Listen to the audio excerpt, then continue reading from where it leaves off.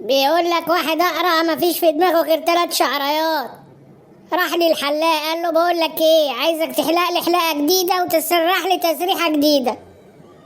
فالحلاق بص له كده قال احلق له ايه ده كلهم 3 شعريات. قام فارد له الستاره ومسك المشط والمقص وقعد يقصقص كده شويه وقال له نعيما اسرح لك تسريحه ازاي بقى؟ فالاقرع قال له هات لي شعرايه يمين وشعرايه في النص وشعرايه على الشمال. الحلاق جاب له شعرايه على اليمين وشعرايه في النص وجي يجيب شعرايه على الشمال، راحت الشعرايه واقعه. قال له معلش في شعرايه وقعت. قال له خلاص هات لي شعرايه على اليمين وشعرايه على الشمال.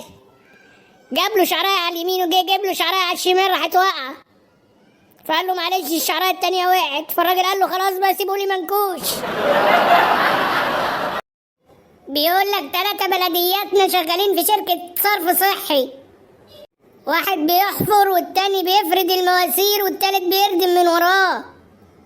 خلصوا شغلهم وتاني يوم اللي بيفرد المواسير غاب. بقى واحد يحفر والتاني يردم من وراه، واحد يحفر والتاني يردم من وراه. بيقول لك واحد عزم مراته في الكريسماس امبارح ليلة راس السنة، يعني عزمها على أكلة جميلة بره. راحوا قعدوا في الريستوران، فالست بتقول له بص يا حبيبي هي عامله ليه كده؟ مال شعرها منكوش ازاي تخرج وشعرها منكوش كده؟ وهو يقول لها خلاص يا حبيبتي ملناش دعوه. تقول له بص كل ده ميك اب حاطاه في وشها. هو يقول لها يا حبيبتي خلاص ملناش دعوه. فقالت له عشان خاطر يا حبيبي بص. قال لها بس بقى يا حبيبتي انت باصه في مرايه.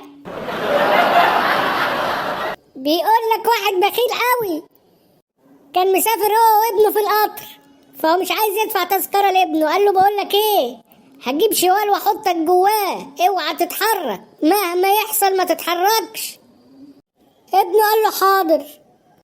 القطر اتحرك والكمساري جاي ياخد التذاكر، فهو قلق للواد يتحرك جوه الشوال او يقول له الشوال ده وزن تقيل ويحاسبوا عليه. قام مخرج ابنه بره الشباك وحط دراعه على الشباك ومسك ابنه بالشوال كده بره القطر.